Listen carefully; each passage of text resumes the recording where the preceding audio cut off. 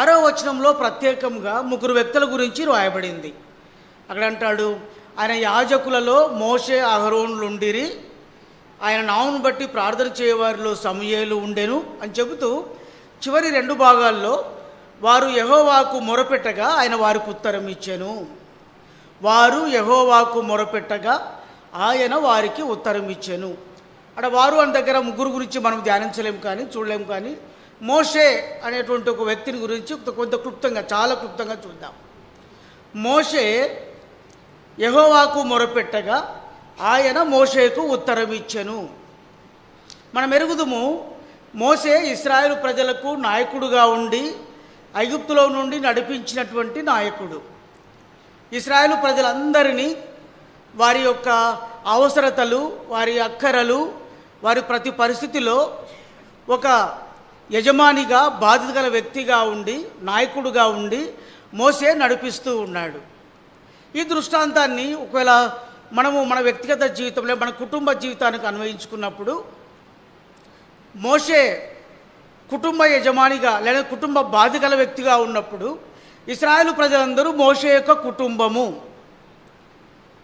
అనగా మోషే తన కుటుంబ ప్రజలైనటువంటి ఇశ్రాయేలు ఎడల ఒక బాధ్యత గల వ్యక్తిగా ప్రవర్తిస్తూ వచ్చినట్టుగా, నడిపిస్తూ వచ్చినట్టుగా చూస్తాం. మొట్టమొదటిగా తన కుటుంబం, అనగా ఇశ్రాయేలు కుటుంబమును ప్రభు దగ్గరికి నడిపించే దాని కొరకై మోషే చేసినటువంటి 3 కార్యాలు. అదే సమయంలో మోషే జీవితం గురించి మనం చూస్తూ వచ్చినప్పుడు మన కుటుంబం యొక్క బాధ్యత గల వ్యక్తులముగా మనము చేయవలసిన కార్యాలు మోషేతో సరిపోల్చుకుంటూ ముందుకు వెళ్ళినట్టుకు ప్రభు మనకు సాయం చేయనుగా. రండి, నిర్గమకాండము 24వ అధ్యాయంలో మోషే చేసినటువంటి మొట్టమొదటి కార్యం ఏంటంటే, అంటే చాలా ఉన్నాయి, చాలా క్లుప్తం, కొన్ని మాత్రం ఓన్లీ 3 అంశాలు మాత్రం గుర్తు చేస్తాను. 24వ అధ్యాయంలో 6వ వచనం నేను చదువుతున్నానండి.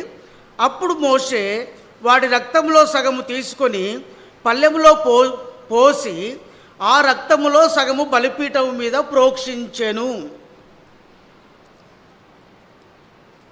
మోషే చేస్తున్నటువంటి కార్యం ఏంటంటే, ఇశ్రాయేలు కుటుంబం యొక్క బాధ్యత గల వ్యక్తిగా తన కుటుంబం కొరకై బలిపీఠం మీద రక్తమును ప్రోక్షిస్తూ ఉన్నాడు. ఈ రక్తము ప్రోక్షించుట అనేది ఏమి చూపిస్తుంది అంటే, దేవుని ఆరాధించుట చూపిస్తూ ఉంది. కాబట్టి కుటుంబంలో ఒక బాధ్యత గల వ్యక్తిగా ఉన్నటువంటి ఈ వ్యక్తి మోషే, లేదా యజమానిగా ఉన్నటువంటి మోషే తన కుటుంబం అంతటి కొరకై మొట్టమొదటిగా ఆరాధించేటువంటి ఆరాధికునిగా ఉన్నాడు. ప్రియమైన సహోదర సహోదరి, మన కుటుంబం యొక్క బాధ్యతను వహించేటువంటి నీవు నేను మొట్టమొదటిగా మనము ఆరాధించే వ్యక్తులుగా ఉండాలి. ఇంటి యజమానులముగా మన కుటుంబంలో మన భార్య లేదా భర్త, తల్లిదండ్రులు, పిల్లలు, మన ఇంట్లో ఉన్నటువంటి కుటుంబస్తులు చూస్తూ ఉండగా మనము ఆరాధించే వారిగా ఉండాలి. ఎప్పుడైతే మోషే ఆరాధిస్తూ ఉన్నాడో అప్పుడు మోషే కుటుంబమైనటువంటి ఇశ్రాయేలులు ఏం చెప్పారంటే, చూడండి, చదువుదామా 7వ వచనం, అందరం కలిసి చదువుతాం. 8వ వచనం, 7వ వచనం అందరూ కలిసి చదవండి. 7వ వచనం అందరూ కలిసి చదువుదాం. అతడు నిబంధన గ్రంథమును తీసుకొని ప్రజలకు వినిపింపగా వారు యెహోవా చెప్పినవన్నీ చేయుచు విధేయులమై ఉందుమనిరి. మోషే ఆరాధించాడు, నిబంధన గ్రంథమును తీసుకొని విప్పి తన కుటుంబస్తులకు తెలియచేస్తూ ఉంటే వారు ఏమన్నారండి, యెహోవా చెప్పినవన్నీ చేయుచు ఎలా ఉంటారంట, విధేయులమై ఉందుము. What a wonderful family it is. ఎంత అద్భుతమైన కుటుంబం. కుటుంబంలో బాధ్యత వ్యక్తి, కుటుంబ యజమాని ప్రభువును ఆరాధిస్తూ తన కుటుంబస్తులతో దేవుని నిబంధన గ్రంథమును విప్పి చదివి వినిపిస్తూ ఉంటే అందరూ కూడా ఏక కంఠముతో వారు ఏం చెప్పారంటే యెహోవా మాట వినుచు, యెహోవా చెప్పినవన్నీ చేయించు విధేయులమై ఉంటాం. సోదర సహోదరి, మన కుటుంబం ఆ విధంగా ఉండాలా. ఆ విధంగా ఉండాలంటే మొట్టమొదటిగా యజమాని బాధ్యతల వ్యక్తులమైన మనము ఆరాధించాలా. ఆరాధిస్తూ మన పిల్లల ఎదుట, మన కుటుంబ సభ్యుల ఎదుట దేవుని నిబంధన గ్రంథము లేదా పరిశుద్ధ గ్రంథమును విప్పి చదివి వినిపిస్తూ ఉంటే కుటుంబస్తులంతా కూడా ఏ విధంగా చెప్పేవారుగా ఉంటారంట అండి, యెహోవా చెప్పినవన్నీ చేయించు విధేయులమై ఉందుము. ఎప్పుడైతే తన కుటుంబస్తులు మోషేతో, యజమానితో వారు మేము యెహోవా చెప్పినవన్నీ చేస్తూ విధేయులమై ఉంటామని చెప్పగానే మోషే ఏం చేశాడంటే మిగిలినటువంటి రక్తమును తీసుకొని ప్రజల మీద ప్రోక్షించాడు, అనగా తన ఇంటి వారి మీద ప్రోక్షించాడు.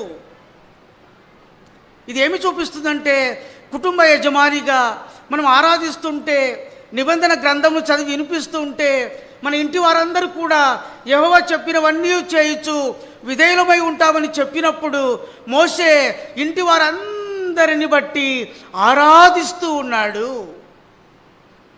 ఇంటి వారందరిని బట్టి దేవుని ఆరాధించి దేవుని మహిమపరుచుతున్నట్లుగా మనకు అర్థమవుతూ ఉంది.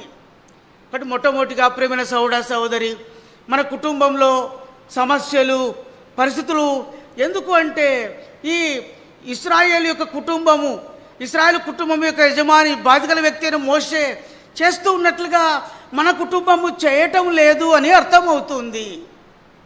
ఏ కుటుంబ యజమాని అయితే తన యొక్క కుటుంబస్తులను కూర్చోబెట్టి ఆరాధిస్తాడో, నిబంధన గ్రంథం చదివి వినిపిస్తాడో, మన ఇంటి వారందరూ కూడా నా తండ్రి, నా నాన్న, అమ్మ యెహోవా చెప్పినన్ని చేస్తాం, విధేయులమై ఉంటామని చెబుతూ ఉంటారు. అప్పుడు అందరిని బట్టి ఆరాధిస్తూ ఉంటే ఆ కుటుంబము ఆరాధనా కుటుంబము. ఆ కుటుంబం ఏం చేస్తుంది తెలుసా? దేవునింటికి కుటుంబంగా కలిసి వస్తుంది. ఒకరు వ్యాపారాలు చేయరు, ఒకరు బయట పనులు ఉన్నాయని చేయరు, ఒకరి ఇంట్లో దుప్పటి కప్పుకొని పండుకోరు, ఒకరి ఇంట్లో ఉండి టీవీలు చూసుకుంటే కూర్చోరు, సినిమాలు చూసుకుంటే కూర్చోరు, క్రికెట్ చూసుకుంటే కూర్చోరు. అటువంటి కుటుంబముగా దేవుని ఇంటికి వచ్చి దేవుని ఆరాధించే కుటుంబం. కానీ ప్రియమైన సోదరుడా, నేను ఆ కుటుంబము దేవుని ఆరాధించే కుటుంబముగా అందరము కలిసి ఇశ్రాయేలు అందరూ యెహోవా చెప్పినవన్నీ చేయొచ్చు, యెహోవాకు విధేయులమై ఉంటామని చెబుతూ ఉంటే మోషే తన ఇంటి అందరి మీద రక్తమును ప్రోక్షించాడు, అనగా అందరూ కలిసి దేవుని ఆరాధించినట్టుగా అర్థమవుతా ఉంది. అటువంటి కుటుంబము మన కుటుంబం అయితే ఎంత బాగుంటుంది. మన కుటుంబం కలిసి అందరం కలిసి ప్రభువును ఆరాధిస్తుంటే అదే పరలోకం. ఎక్కడో పరలోకం లేదు, ఆ ఇంటిలోనే పరలోకం ఉంది. మొట్టమొదటిగా ఆరాధించే కుటుంబం. రెండవదిగా 29వ అధ్యాయంలో నిర్గమకాండము 29వ అధ్యాయం మొదటి వచనం నేను చదువుతున్నానండి. వారు నాకు యాజకులు ఉన్నట్లు వారిని ప్రతిష్ఠించుటకు నీ వారికి చేయవలసిన కార్యము ప్రతిష్ఠించుట. అందుకొరక ఏం చేశాడు? 14వ వచనంలో పాప పరిహారార్థ బలి, సిన్ ఆఫరింగ్, పాప పరిహారార్థ బలిని అర్పిస్తూ ఉన్నాడు. కనుక పాప పరిహారార్థ బలిని అర్పిస్తూ ఉండగా అహరోను యాజకులు మోషే చెప్పినట్టుగా చేయించుండగా 37వ వచనంకి వస్తే ఆ కుటుంబం ఎలా ఉందంటే అతి పరిశుద్ధముగా ఉంది. ఆ బలిపీఠము తగిలినదంతా కూడా ప్రతిష్ఠితమైంది. రెండవ లక్షణం ఏంటంటే మోషే తన ఇశ్రాయేలు ప్రజలందరి ఎడల, అనగా తన కుటుంబస్తుల కొరకై పాప పరిహారార్థ బలిని అర్పిస్తున్నట్టుగా అర్థమవుతా ఉంది. పాప పరిహారార్థ బలిని అర్పిస్తుండగా బలిపీఠము పరిశుద్ధమైంది. బలిపీఠము పరిశుద్ధం కాగా ఆ బలిపీఠము తాకినటువంటి వారందరూ కూడా ప్రతిష్ఠితులు అవుతూ వచ్చినారు. That family was dedicated to the God. అంటే దేవుని పరిచర్యకు, దేవుని సేవించటకు ఆ కుటుంబము డెడికేట్ చేయబడింది, ప్రతిష్ఠ చేయబడింది. రెండవ ప్రతిష్ఠ చేయబడిన కుటుంబం. ప్రియమైన సహోదరి, మనం చూస్తాము ఇక్కడ మోషే పాప పరిహారార్థ బలిని అర్పిస్తూ ఉండగా యోబు గ్రంథం 1వ అధ్యాయం 5వ వచనంలో వారు తమ కుమారులు ప్రతిదినము ఒకరింట వారు విందు చేసుకొని 7 మంది కుమారులు 3 కుమార్తెలు కలిసి సంతోషిస్తుండగా వారు ఎక్కడ పాపము చేసి దేవుని దూషించిరేమో అని పెందల కడ లేచి యోబు ఏం చేస్తున్నాడంటే తన పిల్లల విషయమై ఒక్కొక్కరి చొప్పున దహన బలి అర్పిస్తూ ఉన్నాడు. కనుక యోబు కుటుంబము ప్రతిష్ఠ చేయబడిన కుటుంబం. మన కుటుంబంలో మన పిల్లల విషయమై, కుటుంబంలో ఉన్న వారి విషయమై బాధ్యతల వ్యక్తులముగా, కుటుంబ యజమానులముగా we have to offer sin offering, we have to dedicate our family members to our God. మన దేవునికి మన కుటుంబస్తులను మనము పాప పరిహారార్థ బలిని దహన బలిని అర్పించడం ద్వారా ప్రతిష్ఠ చేయాలి. అది ఏ కుటుంబం అయితే ప్రతిష్ఠ చేయబడుతుందో ఆ కుటుంబం ఎలా ఉంటుందో తెలుసా? రండి, 1 పేతురు ఒక వచనం చదువుదాం. 1 పేతురు రాసిన మొదటి పత్రిక 3వ అధ్యాయం 1 పేతురు 3వ అధ్యాయం చూడండి. నేను చదువుతున్నానండి, 15-16 వచనాలు ఉన్నాయి. నేను మొదటి భాగము చివరి భాగం కలిసి చదువుతున్నాను. నిర్మలమైన మనస్సాక్షి కలిగిన వారే మీ హృదయముల యందు క్రీస్తును ప్రభువుగా ప్రతిష్ఠించుడి అని చూస్తాం.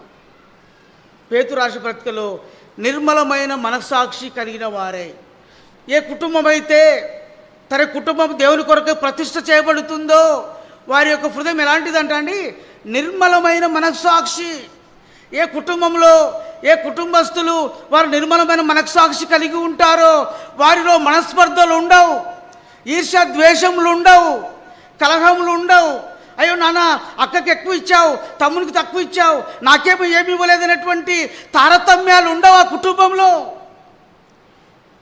ప్రతిష్ఠ చేయబడిన కుటుంబం, ప్రత్యేకించబడిన కుటుంబం, ప్రతిష్ఠించబడిన కుటుంబం, సంతోషం గల కుటుంబం, ప్రతిష్ఠ గల కుటుంబం, నిర్మలమైన మనస్సాక్షి గల కుటుంబం, ప్రతిష్ఠ చేయబడిన కుటుంబం, నిర్మలమైన మనస్సాక్షితో ఇష్టపూర్వకముగా ప్రభువును సేవించే కుటుంబం, ప్రతిష్ఠ చేయబడిన కుటుంబం, ఆ కుటుంబంలో ప్రవేశించే వారందరికీ మాదిరి అయిన కుటుంబం.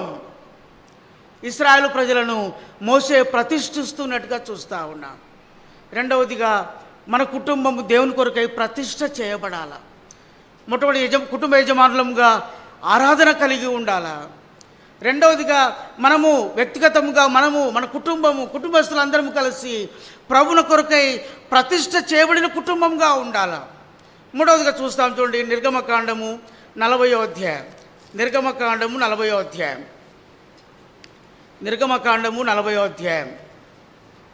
25వ వచనం. నిర్గమకాండము 25వ వచనం కలిసి చదువుదామండి, కలిసి చదువుదాం. యెహోవా సన్నిధిని ప్రదీపములను వెలిగించెను. చాలు. 27వ వచనం కూడా కలిసి చదువుదామండి. దాని మీద పరిమళ ద్రవ్యములను ధూపము వేసెను. తర్వాత 29వ వచనం, దాని మీద దహనబలిని అర్పించి నైవేద్యమును సమర్పించెను. 33వ చివరి వచనం చూస్తే అలాగున మోసే పని సంపూర్తి చేసెను. ఇది ఏమి చూపిస్తుంది అంటే 25వ వచనంలో యెహోవా సన్నిధిని ఏం చేశాడంటండి? ప్రదీపములను వెలిగించెను. 27వ వచనం రాబడింది ధూపము వేసెను. ఒక కుటుంబ యజమాని ఇశ్రాయేలు అని తన కుటుంబం కొరకై కుటుంబ యజమాని అయిన మోషే ఏం చేశాడంట అండి? ప్రదీపములను వెలిగించి ఏం చేశాడంట? ధూపము వేశాడంట. ఆ ధూపం ఎలాంటిదంటే పరిమళ ద్రవ్యములతో కూడిన ధూపము. ఈ ధూపం ఏమి చూపిస్తుందంటే ప్రార్థనా జీవితాన్ని చూపిస్తుంది. మోషే తన కుటుంబం కొరకై, తన కుటుంబ ఇశ్రాయేలు ప్రజల కొరకై ఆయన ధూపం వేస్తూ ఉన్నాడు. ధూపం వేసడానికంటే ముందు ప్రదీపములను వెలిగిస్తున్నాడు. ప్రదీపం వెలిగించడం ద్వారా ఆ ఇంటిలో వెలుగు ప్రసరిస్తూ వచ్చింది. వెలుగు ప్రసరిస్తూ రాగా ఆ వెలుగులో ఆయన ధూపము వేస్తాడు. అనగా తన కొరకు, తన కుటుంబ సభ్యుల కొరకై దేవుని యొక్క సన్నిధిలో ప్రార్థన చేస్తూ ఉన్నాడు. ఆ ప్రార్థన ఎలాంటి ప్రార్థన అంటే పరిమళ ద్రవ్యములతో కూడిన ప్రార్థన. ఎప్పుడైతే ఆ ప్రార్థన పరిమళ ద్రవ్యములతో కూడిన ప్రార్థనగా ఉందో, పరిమళ ద్రవ్యములతో కూడిన ధూపమై ఉందో, వాటిని ఆ పరిమళ ద్రవ్యముల యొక్క సువాసనను ఆగ్రహించదాని కొరకై ప్రభు ఆ ఇంటిలో ప్రవేశించి ఆ ధూపములను, ఆ పరిమళ ద్రవ్యములను, ఆ సువాసనను ఆగ్రహించి ఆ కుటుంబం యొక్క ప్రార్థనకు జవాబిచ్చేవాడిగా ఉంటాడు. మోషే ప్రదీపం వెలిగించి ధూపం వేయగా, పరిమళ ద్రవ్యములతో ధూపం వేయగా, తర్వాత 29 రాయబడింది నైవేద్యము సమర్పించెను. చివరిలో అంటే 33వ వచనంలో మోసే పని సంపూర్తి చేసెను. కుటుంబ యజమాని మోసే తన కుటుంబం కొరకై తన బాధ్యత ఏంటో, యజమానిగా తన కుటుంబం ఏ పని చెయ్యాలో ఆ పని సంపూర్తి చేసినట్టుగా చూస్తాం. ప్రియమైన సౌడ, కుటుంబ బాధ్యత కలిగినటువంటి మనము మొట్టమొదటిగా నీ కుటుంబము ఆరాధించే కుటుంబంగా ఉందా? రెండవదిగా నీ కుటుంబస్తుల కొరకై నువ్వు పాప పరిహారార్థ బలిని అర్పించి నీ కుటుంబస్తులను దేవునికి ప్రతిష్ఠ చేశావా? నీ కుటుంబం దేవునికి ప్రతిష్ఠ చేయబడిందా? మూడవదిగా ప్రార్థనా ధూపం అనేది నీ ఇంటిలో ప్రదీపములుగా వెలిగించబడుతూ ఉన్నాయా? చాలా కుటుంబాల్లో ఆరాధన ఉంటే ప్రార్థన ఉండదు, ప్రార్థన ఉంటే ప్రతిష్ఠ ఉండదు, ఒకటి ఉంటే ఒకటి ఉండదు. ఈ మూడు కలిసి ఉన్నప్పుడు మోసే గురించి రాయబడింది. పరిశుద్ధాత్మదేవుడు రాశాడు, మోసే పని సంపూర్తి చేశాడు. ప్రేమ సోడ, మన కుటుంబాల్లో మన కుటుంబము సంపూర్తి అయిన కుటుంబం, దేవుని చిత్తానుసారమైన కుటుంబం, దేవుని ఏర్పాటులో ఉన్న కుటుంబం, దేవుని సంకల్పంలో ఉన్న కుటుంబం, దేవుని చేత పిలువబడిన కుటుంబం, దేవుని కొరకై జీవిస్తున్న కుటుంబం, దేవుని కొరకై అర్పణ గల కుటుంబం, దేవుని కొరకై సమర్పణ గల కుటుంబం, దేవుని కొరకై త్యాగం చేసే కుటుంబం, దేవుని కొరకై మొరపెట్టే కుటుంబం, ఆరాధన, ప్రతిష్ట, ప్రార్థన కలిగిన కుటుంబం, దేవుని కొరకై ప్రయాసపడే కుటుంబంగా ఉంటుంది. ప్రియమైన సహోదరి, నీ కుటుంబం నా కుటుంబం ఆ విధంగా ఉందా? తర్వాత అంటాడు 99వ కీర్తనలో 6వ వచనం చివరి భాగం, మనం చదువుకున్న భాగంలో అటువంటి కుటుంబంగా ఉంది కనుక చివరి వచనం చదువుతున్నానండి. వారు అనగా మోషే యెహోవాకు మొరపెట్టగా ఆయన అతనికి ఉత్తరం ఇచ్చెను. ఎప్పుడైతే మోషే తన ఇశ్రాయేలు కుటుంబం చేత మోషే తన కుటుంబంలో ఆరాధన కలిగి ఉన్నాడో, తన కుటుంబమును దేవుని కలిగి ప్రతిష్ఠించి ప్రతిష్ట గల కుటుంబంగా కలిగి ఉన్నాడో, తన కుటుంబం కొరకై ధూపం వేస్తున్నాడో, అట్టి కుటుంబంలో ఉన్నటువంటి మోషే, అట్టి కుటుంబంలో ఉన్న కుటుంబ యజమాని అయినటువంటి మోషే ప్రార్థించగా మొరపెట్టగా దేవుడు ఏం చేశాడంట అండి? ఏం చేశాడు? ఉత్తరం ఇచ్చాను. మనలో ఏముండదు, ఒక ప్రార్థన చేస్తున్నాం బ్రదర్, చాలా కాలం అయింది బ్రదర్, రిప్లై రావట్లేదు బ్రదర్, ప్రార్థనకు జవాబులు ఇవ్వట్లేదు బ్రదర్, లేదు మన వాక్యం బాగా తెలుసు కాబట్టి ఏదో వాక్యాలు చూపెట్టి ఈ వాక్యంతో మాట్లాడాడు బ్రదర్, తర్వాత ఏమైందంటే ఏమో బ్రదర్. చూసారా? కనుక మోషే ఆరాధన, ప్రతిష్ట, ప్రార్థన గల కుటుంబంగా ఉండి పని సంపూర్తి చేయగా ఆయన మొరపెడితే దేవుడు ఉత్తరం ఇచ్చాడంట. 3 రకాలైన ప్రార్థనలు చూద్దాం, క్లుప్తంగా ముగిస్తాను. 3 రకాలైన ప్రార్థన. మొట్టమొదటిగా రండి, నిర్గమకాండం. ఆయన చేసినటువంటి కార్యం ఏంటి? మొరపెట్టుగా దేవుడు చేసిన కార్యం, మన కుటుంబాల్లో ఉన్నటువంటి ఆ సమస్యలు ఏంటి? చదవండి. నిర్గమకాండము 14వ అధ్యాయము 15వ వచనం. అందరూ కలిసి చదువుదామా? 14, 15 అందరూ కలిసి చదువుదామండి. నిర్గమకాండము 14వ అధ్యాయం 15వ వచనం. అంతలో యెహోవా మోషేతో, నీవేళ నాకు మొరపెట్టుచున్నావు, సాగిపోవుడి అని ఇశ్రాయేలీయులతో చెప్పుము. తన కుటుంబాన్ని ప్రతిష్ఠించాడు. ఆరాధనకు కుటుంబంగా ఉంది, ధూపం వేసే కుటుంబంగా ఉంది. అట్టి ఇశ్రాయేలు కుటుంబమును యజమాని అయిన మోషే నడిపిస్తూ ఉండగా ఒక పెద్ద సమస్య వచ్చింది. ఆ సమస్య ఏంటంటే తన ఎదురుగా సముద్రము వంటి సమస్య. ప్రియమైన సహోదరి, నువ్వు కుటుంబంగా సంఘంతో కలిసి వస్తూ ఉండగా ఈ సముద్రం వంటి సమస్యలు నీ కుటుంబంలో ఎదురైతూ వచ్చినాయా? వెనక చూస్తే ఫరో సైన్యం ఉంది. మన కుటుంబంలో మనము అనేకమైన పరిస్థితుల మధ్య కొట్టబడుతూ వచ్చినప్పుడు ముందు భాగంలో సముద్రం వంటి సమస్యలు ఉన్నాయి, వెనక చూస్తే ఫరో వంటి సమస్యలు ఉన్నాయి. కుటుంబముగా మనం వెనకకు వెళ్ళలేము, అట్లా అని చెప్పి ముందుకు వెళ్ళలేము. నీ కుటుంబము ఇటువంటి పరిస్థితుల మధ్య, సమస్యల మధ్య కొట్టబడుతుందేమో. ఈరోజు మోషే దేవుని దగ్గర మొరపెడతా ఉన్నాడు. అవి ఏం చేయాలి ప్రభు అని మొరపెడుతుంటే ప్రభు అంటాడు, నీవేళ నాకు మొరపెడుతున్నావు, సాగిపోవుడి. అయ్యా అమ్మ, నీ కుటుంబంలో సముద్రం వంటి సమస్యలు వచ్చినప్పటికీ అవి ఏం చేయాలో దిక్కుతోచినప్పుడు, కుటుంబంగా అటు ఇటు కొట్టబడుతూ ఉన్నప్పుడు, సమస్యల వలయంలో నీ కుటుంబం ఉన్నప్పుడు ప్రభు చెప్పే మాట సాగిపోవుడి. వారు సాగిపోతా వచ్చినారు. దేవుని వాగ్దానం పైన నిరీక్షణ ఉంచారు, దేవుని మాటలు నమ్మారు. వారి సాగిపోతుండగా చదుదాం రండి. 22వ వచనం కలిసి చదుదాం. 22వ వచనం కలిసి చదుదాం. నీళ్లు విభజింపబడగా ఇశ్రాయేలీలు సముద్రము మధ్యను 6 నేల మీద నడిచిపోయిరి. ఆ నీళ్లు వారి కుడి ఎడమ ప్రక్కలను వారికి గోడ వలె ఉండెను.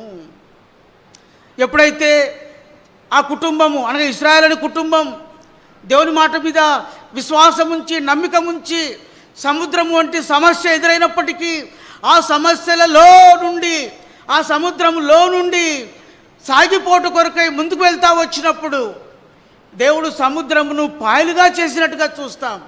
వారంట ఆరిన నేల మీద నడిచిరి అని చూస్తూ ఉన్నాం. ఆ సముద్రం ఏమైంది అంటే అది రాసులుగా చేయబడి కుడి ప్రక్కల ఎడమ ప్రక్కల గోడల వలె నిలబడుతూ వచ్చినాయంట. ఇశ్రాయేలు ప్రజలు తమ సమస్యల గుండా వెళ్తా వచ్చినప్పుడు దేవునికి మొరపెడుతూ రాగా దేవుడు సాగిపోవడం చెప్పినప్పుడు దేవుని వాగ్దానం మీద విశ్వాసం ఉంచి సముద్రంలోనికి అడుగు పెట్టగా సముద్రం పాయలైపోతా వచ్చింది. 6 నెలల మీద నడుస్తూ ఉన్నారు. అయ్యో ఈ సముద్రం ఎక్కడ పోయింది, ఈ నీళ్ళు ఎక్కడ పోయినాయి అంటే కుడి ఎడమల గొడవలే నిలబడుతూ వచ్చినాయి. ప్రేమ సౌడా, నీవు సముద్రం వంటి సమస్యలు నీ కుటుంబమును ఆవరించినప్పుడు సాగిపో. దేవుని మాట మీద విశ్వాసం ఉంచు, దేవుని మాట మీద నమ్మిక ఉంచు. నువ్వు సాగిపోతూ ఉండగా సముద్రం వంటి సమస్యలైనా సరే దేవుడు తీసివేసి నీకు 6 నెలలు చేసే దేవుడుగా ఉన్నాడు నీ దేవుడు.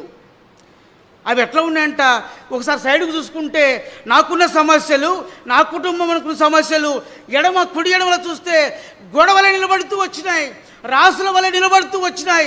అయ్యో ఈ సమస్యనే కదా నన్ను భయపెట్టింది, ఈ సమస్యనే కదా నా కుటుంబాన్ని ముంచివేసింది, ఈ సమస్యనే కదా నా కుటుంబాన్ని కన్నీళ్ళలో తీసుకొచ్చింది, ఈ సమస్యనే కదా నా కుటుంబం క్షీణించినట్టుగా చేసింది. దేవుని విశ్వాసం ఉంచడం ద్వారా వీటన్నిటి నుండి దేవుడు తొలగించి నాకు నిరీక్షణ ఇచ్చాడు. 6 నెలల మీద పోతుండగా అదిగో అద్దరి నాకు కనబడుతూ ఉంది, నేను అద్దరికి చేరుతూ వస్తాను.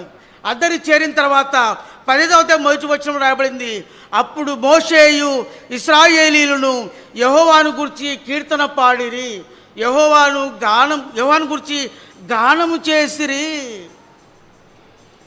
సౌడా, సముద్రం వంటి సమస్యలను కుటుంబాన్ని ఆవరించినప్పుడు ఆ సమస్యలో ఉండి కృంగిపోతున్నావా? ఏంటి నా కుటుంబానికి ఎందుకు సమస్య, నా పిల్లలకే ఎందుకు సమస్య, నా ఇంటిలో నాకు ఎందుకు పరిస్థితి అని నువ్వు కృంగిపోయావేమో, కన్నీళ్లతో ఉన్నావేమో, దుఃఖంతో ఉన్నావేమో. సాగిపో, విశ్వాసం ఉంచు. ఆ యొక్క సమస్యలన్నిటి దేవుడు తీర్చేవాడుగా ఉంటాడు. ఒక దినాన అద్దరి కనబడతా వచ్చినప్పుడు ఆ సమస్యల వలయంలో నుండి నువ్వు దాటిపోయి అద్దరి చేరుతా వచ్చినప్పుడు యెహోవాను గానం చేస్తానని చెప్పి నువ్వు గానం చేస్తూ ఉంటే, కీర్తనలు పాడుతూ ఉంటే నీ సమస్యను చూసి నవ్విన వారు, ఎగతాళి చేసిన వారు, నీ సమస్యలను చూసి బాగైందనుకున్న వారు సిగ్గుతో తలదించుకునేవారుగా ఉంటూ వస్తారు. మొట్టమొదటిగా మోషే తన కుటుంబం నడిపించే యజమానిగా సముద్రం అనేటువంటి సమస్య వచ్చినప్పుడు ప్రభు యొక్క వాగ్దానాన్ని బట్టి ముందుకు సాగిపోతూ ఉండగా దేవుడు ఆ సమస్యను తీర్చిన వాడిగా ఉన్నాడు. రెండవదిగా చూద్దామా, 15వ అధ్యాయం, నిర్గమకాండ 15వ అధ్యాయం చదువుదామా. 23వ వచనం చదువుదామండి. 23వ వచనం, మారా నీళ్లు చేదైనవి గనుక వారు ఆ నీళ్లు త్రాగలేకపోయిరి, అందువలన దానికి మారా అని పేరు పెట్టే కలిగెను. మారా అనేటువంటి పరిస్థితి మన కుటుంబంలో, ఇశ్రాయేలు కుటుంబంకి ఏమెదురైందంటే చేదైన నీళ్లు, మారా అనే పరిస్థితి ఎదురైంది. వారు అరణ్యంలో సాగిపోతూ ఉన్నారు, ప్రయాణం చేస్తూ ఉన్నారు, మోసే మాటను బట్టి లోబడి వెళ్తూ ఉన్నారు. వెళ్తూ ఉంటే వారికి నీళ్లు లేవు. మారా అనే స్థలంలోకి వస్తే అక్కడ ఉన్న నీళ్లు చేదైన నీళ్ళు అంట. అవి త్రాగుటకు కూడా ఏమాత్రము పనికి రానటువంటివి అని రాయబడతా వచ్చింది.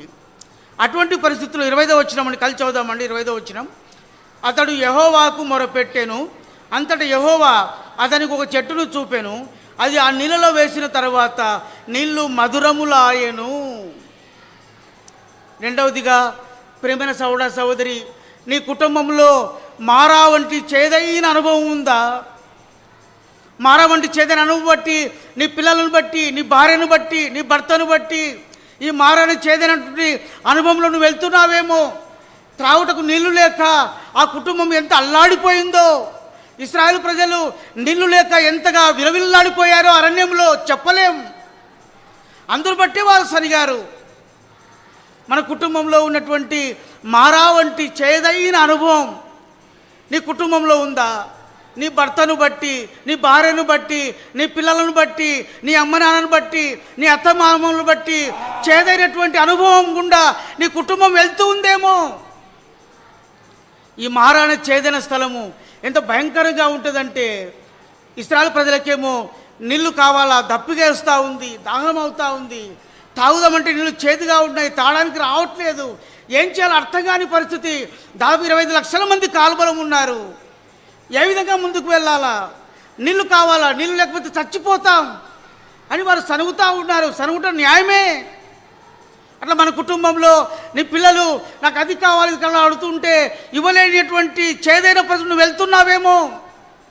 నీ పిల్లలు అమ్మ నేను ఫారిన్కి వెళ్ళాలా, నేను ఆ స్టడీస్ చేయాలా, ఈ స్టడీస్ చేయాలా, నా కొరకు ఇంత ఖర్చు అవుతుందంటే వాటిని జీర్ణించుకోలేక, భరించలేక, ఖర్చు పెట్టలేక ఈ చేదైన అనుభవకుండా నువ్వు కుమిలిపోతున్నావేమో. నీ ఇంటిలో ఎటువంటి సమస్య గుండా ఈ మారా అనే చేదైన స్థలం గుండా వెళ్తున్నావేమో. వాటిని తీర్చలేక ఎంతగా సనిగావో, ఎంతగా ఏడ్చావో, కన్నీళ్లు కార్చావో, ఎంతగా బాధపడ్డావో, పిల్లల్ని ఎంతగా తిట్టావో, వారిని ఎంతగా త్రోసివేశావో, నీ భర్తను ఎంతగా చెడుగా ద్వేషించావో, నీ భార్యని హేళన చేసుకున్నావో, నీ తల్లిదండ్రులను, నీ అత్తమామలను ఎంతగా అసహించుకున్నావో. ప్రియమైన సహోదర సహోదరి, మోషే ఏం చేశాడండి 25వ వచనంలో, మోషే యెహోవాకు మొరపెట్టాను. యెహోవా దగ్గరికి వచ్చినప్పుడు, దేవుని దగ్గరికి మొరపెట్టినప్పుడు, నీ కుటుంబంలో ఏ సమస్య అయినా, ఎటువంటి మారాన చేదైనటువంటి పరిస్థితి అయినా సరే దేవుని దగ్గర మొరపెడితే దేవుడు నీ ప్రార్థన ఆలకించేవాడు, నీ ప్రార్థనకు జవాబు ఇచ్చేవాడు. ఆ యొక్క ఎర్ర సముద్రం పాయలుగా చేసిన దేవుడు నీ కుటుంబంలో ఉన్నటువంటి మారా అనే చేదైన అనుభవాన్ని తీసివేయలేడా? మోషే యెహోవాకు మొరపెడితే దేవుడు ఏం చేశాడంటే ఆ చెట్టును చూపించాడంట. ఆ చెట్టు ఇంగ్లీష్లో చక్కగా ఉంది. ఆ చెట్టును చూపిస్తే ఆ చెట్టు కొమ్మను తీసి నీళ్ళలో వేశాడు అని రాయబడింది ఇంగ్లీష్లో. ఇక్కడైతే అది నీళ్ళలో వేయగా, అది ఆ నీళ్ళలో వేయగా అని తెలుగులో. ఏ బ్రాంచ్ ఆఫ్ ట్రీ అని ఉంటుంది ఇంగ్లీష్లో. ఆ చెట్టు కొమ్మను తీసి దేవుని మాట చొప్పున ఏం చేశాడంటండి, ఆ చేదైన నీటిలో, ఆ మారా యొక్క నీటిలో ఆ చెట్టును వేయగా నీళ్ళు ఎలా ఉన్నాయంటండి, ఏమని మధురములాయను. నయోమి అంటది, నేను ఒకప్పుడు మధురముగా ఉంటుంది, అయితే దేవుడు నాకు చూడండి. నా మాట చదువుదామా? రూతు గ్రంథం చదివితే బాగుంటుంది అనుకుంటా. రూతు గ్రంథం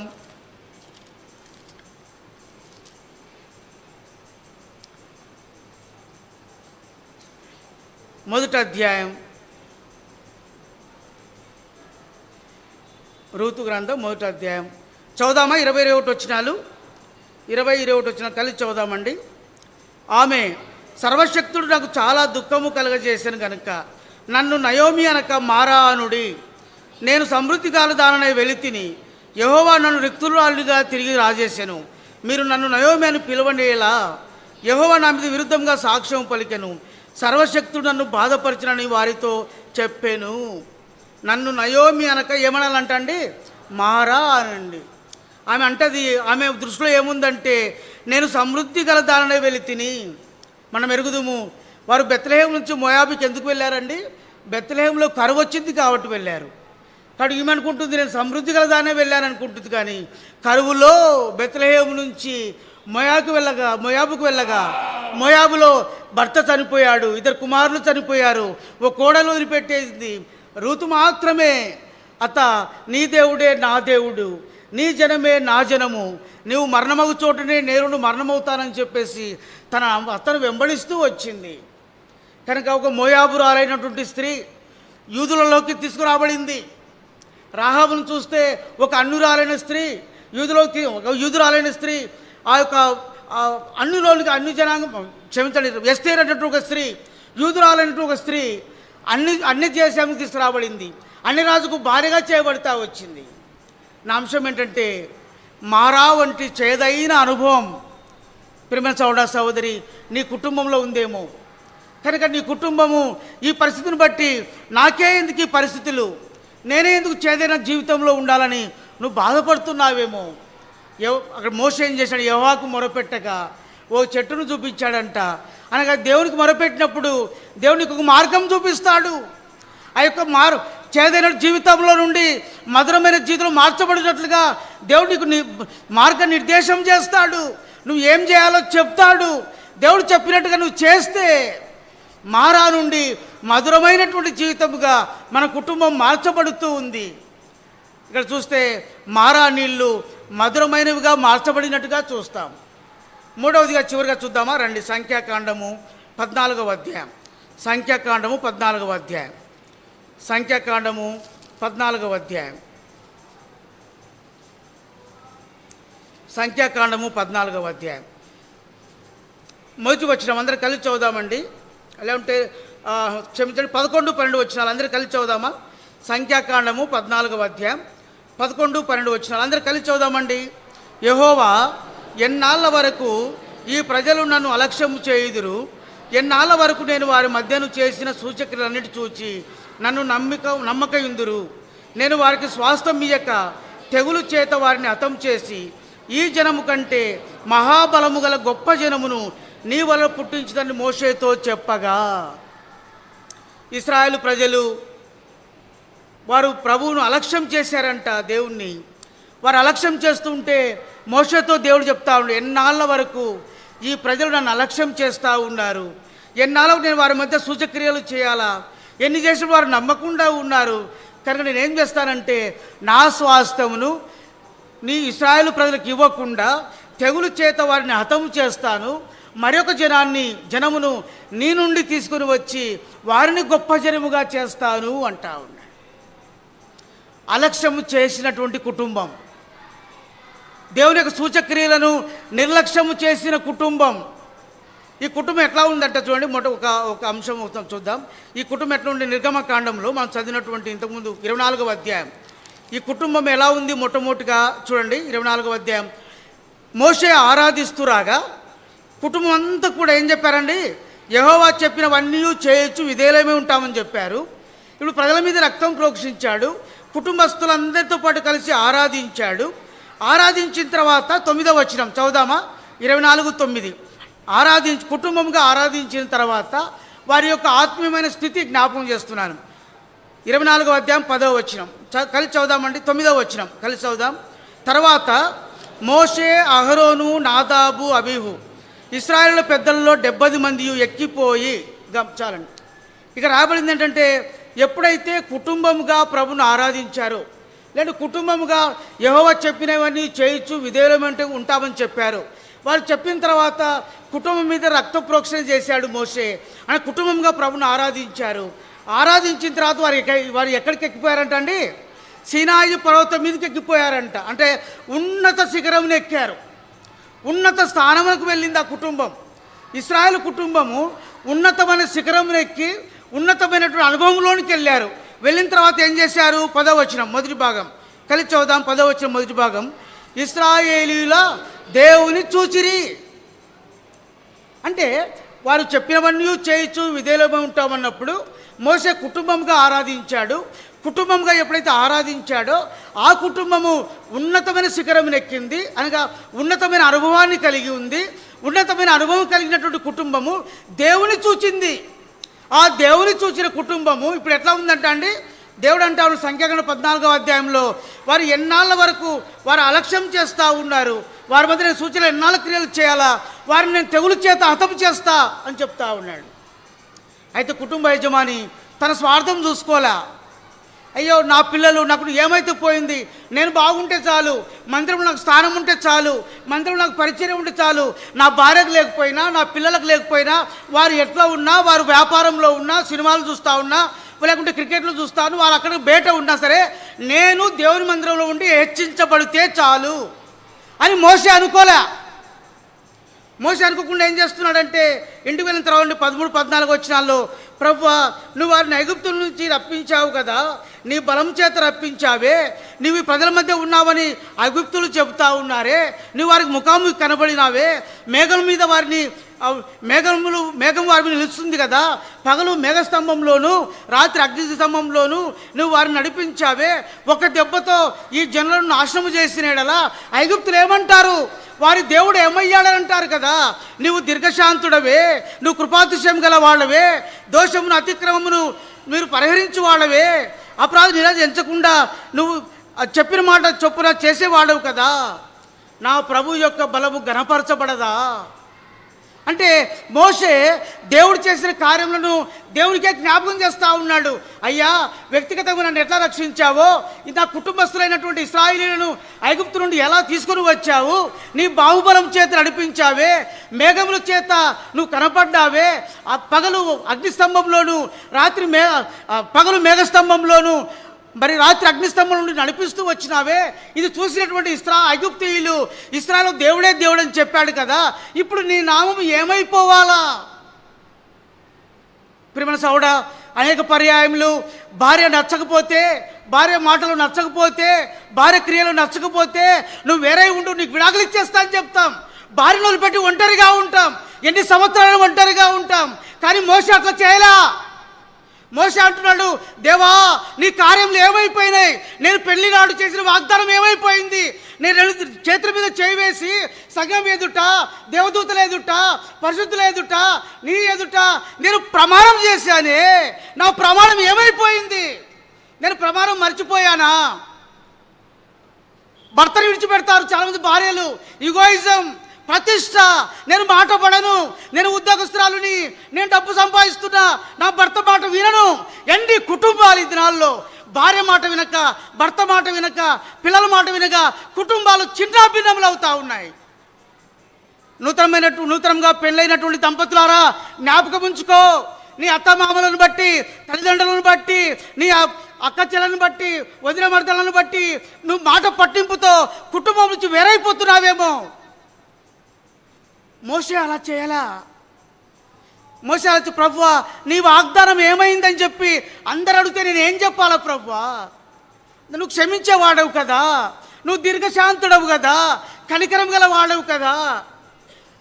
దయచేసి ఇంక తప్పుగా అర్థం చేసుకోవద్దు నన్ను. ఎవరైతే భార్య లేకుండా ఉన్నారో, ఎవరైతే భర్త లేకుండా ఉన్నారో ఈ దినమే వెళ్ళండి, క్షమాపణ అడగండి, క్షమించమని అడగండి, కలిసి ఉందామని చెప్పండి.